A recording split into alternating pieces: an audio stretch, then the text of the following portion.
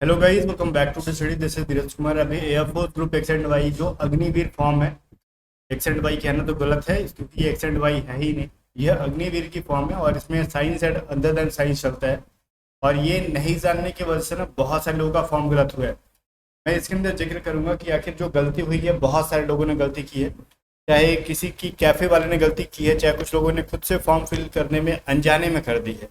ठीक है, वो सब चीज़ें कैसे हुई, क्यों हुई, ये हर चीज़ों पे हम लोग जिक्र करेंगे अभी। ठीक है ना। तो एक चीज़ मैं आपको जो सबसे ज़्यादा इंपॉर्टेंट बता रहा हूँ, अगर जो गलती हुई मैं बता रहा हूँ आपको, गलती हो भी गई है तो उसको सुधारने का भी उपाय है। वो गलती क्या है मैं देखो बताता हूँ। ये जो फॉर्म फिलअप का आपका एक बच्चे ने भेजा है, वैसे तो बहुत सारे बच्चे भेज रहे थे, तब तक मैं कुछ रिस्पॉन्स नहीं ले रहा था इस पर। मेरे को लगा सुधर जाएगी। देखो, अब बहुत सारे लोगों को समझ में नहीं आ रहा ना, कैसे पता चलेगा कि हमने जो फिल किया है फॉर्म वो किस स्ट्रीम से किया है। तो अपने फॉर्म को जब प्रीव्यू को ओपन करोगे, जहाँ पे आपने सब्जेक्ट वाइज मार्क फिल कर रखा है ना, उसके नीचे जाओगे सी ओ एफ पी एफ क्या है भाई, COAFP ऐसे करके जाओगे नीचे इसमें। तो इसमें सबसे नीचे देखने आपको मिलेगा स्ट्रीम अप्लाइड, और यहाँ पे देखो लिखा होगा साइंस सब्जेक्ट, और उसके बगल में लिखा होगा आइडेंटिफिकेशन मार्क। तो यहाँ पे जहाँ पे आपका ये साइंस सब्जेक्ट लिखा है, अगर जिसका जिसका ये साइंस सब्जेक्ट लिखा है तो समझ लो उसका उसका ये एक्स ग्रुप से फॉर्म फिलअप हो गया है। और मेरे बहुत सारे बच्चे ऐसे हैं ना जो कि एक्स ग्रुप से तैयारी कर ही नहीं रहे, ये वाई ग्रुप से बच्चा तैयारी कर रहा है पेड बैच लेके। अब ऐसे में क्या करें?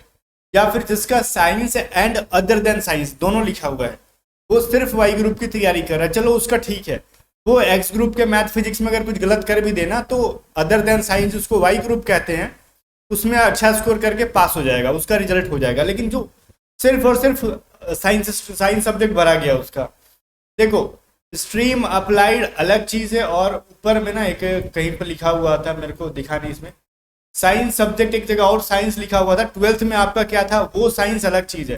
ध्यान देना मैं कौन सी साइंस के बारे में कह रहा हूँ। दो जगह साइंस लिखा होगा, एक सब्जेक्ट वाइज मार्क्स जहां पे आपने फिल किया ना, इंग्लिश में इतना, मैथ्स में इतना, फिजिक्स में इसका, उसके जस्ट नीचे आप देखोगे ना, थोड़ा सा नीचे, तो स्ट्रीम अप्लाइड मतलब किसके लिए आपने अप्लाई किया उसमें। अगर ये गलती आपकी भी हुई है तो कुल मिला के आपकी इस बार की तैयारी बेकार जा रही है, फॉर्म फिलअप का पैसा बेकार गया। तो अब इसका उपाय क्या है? अगर आपका यहाँ पे अदर देन साइंस लिखा है तब ठीक है, नहीं लिखा है तो मैं उपाय बता रहा हूँ। लेकिन अदर देन साइंस लिखा है या फिर science and other than science लिखा है बोथ करके, तो वो भी ठीक है। अब इसके लिए जिसका सही है वो आराम से जाके प्रिपरेशन करो। और प्रिपरेशन करने के लिए अगर आपको बैचेज चाहिए तो हमारी पेड बैच है, एडुकेटेड स्टडी ऐप को डाउनलोड करो। ठीक है, वाई ग्रुप की सबसे बेस्ट बैच यहाँ पे आपको मिल जाएगी। कम टाइम में 2 महीने के अंदर अगर तैयारी करना है ना, तो हमारी बैच में से आप कर पाओगे, बिकॉज हम लोग फालतू चीज नहीं पढ़ाएंगे इसमें। बिकॉज एग्जाम ओरिएंटेड चीजें खाली दी जाएगी। जस्ट 600 रुपये में आपको अलग से कुछ नहीं करना पड़ेगा। कंप्लीट वाई ग्रुप की रागा और इंग्लिश की recorded class, online mock test और हमारी पेड PDF, सब चीजें इस बैच के अंदर मिलेंगी आपको। तो देर मत करो, जल्दी से एडुकेटेड स्टडी ऐप को डाउनलोड करो, लिंक डिस्क्रिप्शन में। अगर पेमेंट करने वगैरह में कुछ प्रॉब्लम आती है ना, अगर नहीं हो पा रहा है आपसे किस तरीके से करना है, तो फिर व्हाट्सअप करके पूछ सकते हो 7279047787 पर। ठीक है, या आप में से कोई अच्छा बच्चा है जिसको ऑनलाइन सिर्फ इंग्लिश पढ़ना है, क्योंकि उसको इंग्लिश में प्रॉब्लम है, तो इंग्लिश की भी बैच है, 250 रुपीज़ की बैच है, इंग्लिश भी बाई कर सकता है। या फिर आपको सिर्फ वाई ग्रुप की मॉक टेस्ट लगानी है, प्रिपरेशन को कंटिन्यू और बढ़िया करने की, तो आप लगाओ, क्योंकि इसकी प्राइस हमने 120 रुपीज़ रखी है सिर्फ मॉक टेस्ट की। तो ये प्रैक्टिस करने के लिए, बाकी बेसिक से पढ़ने के लिए आपका ये बैच है 600 रुपये वाला। ठीक है, तो इसको ज्वाइन करो और पढ़ो। मैं बोल रहा हूँ ना कि आप खुद की प्रिपरेशन इतनी बढ़िया होता है कि इस बार एग्जाम क्रैक करने से कोई नहीं रोक पाएगा, अगर मन लगा के पढ़ लेते हो इस बैच के अंदर। तो एक एक चीज़ें जो पढ़ाई गई हैं आपके एग्जाम में आएंगी ही आएंगी। सवाल अब बनता है सर जो आएगा वो तो बाद में आएगा, हमने तो आपका बैच भी ले रखा है। ठीक है, अब हमने गलती से फिल कर दिया एक्स ग्रुप में, अब बताओ क्या करें। देखो, अब एक सवाल मैं आपसे सबसे पहले पूछूं, थोड़ा सा सुनना। आपने प्रिपरेशन की है वाई ग्रुप की, जिसको हम लोग कह रहे हैं अदर देन साइंस। आपने फिल किया साइंस से, जिसको हम लोग कह रहे हैं साइंस एक्स ग्रुप। तो मेरे को एक बात बताओ, जब आपने वाई ग्रुप की तैयारी की है 2 महीने में, तो आप एक्स के मैथ एंड फिजिक्स नहीं पढ़ पाओगे, या फिर आपका मैथ फिजिक्स फिर वो 12th थोड़ा खराब होगा, तभी आपने वाई ग्रुप फिल किया है।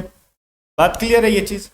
यही रीज़न है ना। अब ऐसे में तो आपका फेल होना 100% श्योर है, क्योंकि तुक्का मार के भी पास नहीं हो सकते इसके अंदर, इतना भी आसान नहीं है। निगेटिव में भी नंबर आता है बहुतों का, मैंने देखा है। तो फेल होना फिक्स है। तो कुल मिला के 250 रुपये आपका नुकसान ही गया। तो कहेगी तो सर कहना क्या चाहते हो? देखो, मैं कहना ये चाहता हूँ ना कि आप तो ध्यान से सुनना, मैं जो बता रहा हूँ इलीगल काम नहीं बता रहा हूँ, लीगल तरीके से करना है आपको। एक थोड़ी सी काम है, रिस्क है उसमें। रिस्क ये है ना कि आपका पुराना वाला रिजेक्ट हो जाएगा फॉर्म।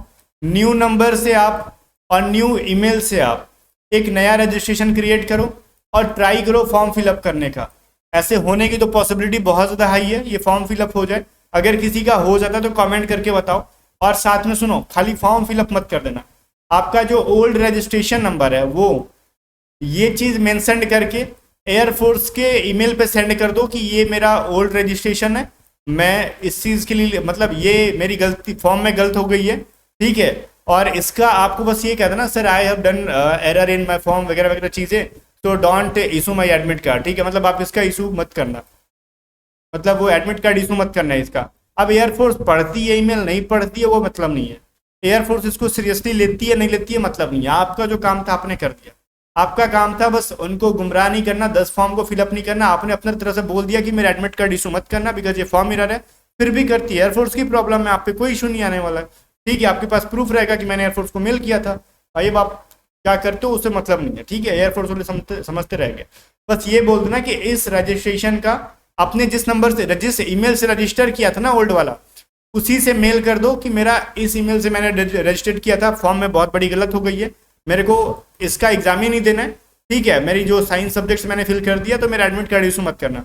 अब करेंगे नहीं करेंगे उनकी प्रॉब्लम है, बट आप न्यू करो, न्यू ईमेल से न्यू नंबर से आप नया फॉर्म को फिल कर दो, जितना जल्दी हो जाए। नया होगा, आपका एडमिट कार्ड आएगा, और मान लो बाई चांस आपके दो एडमिट कार्ड आ जाते हैं, तो गलती से भी ओल्ड जो ये आपने एरर की है इसका एग्जाम देने मत जाना, ये फिर प्रॉब्लम वाली बात हो जाएगी, ठीक है। फिर आपके बायोमेट्रिक्स वगैरह मैच करेंगे तो फिर प्रॉब्लम होगा ना। तो बात वही मैं कह रहा हूँ कि आप मत देने जाना, सिर्फ न्यू वाला देने जाना जो कि आपने जो सही करके फॉर्म फिलअप किया होगा वो।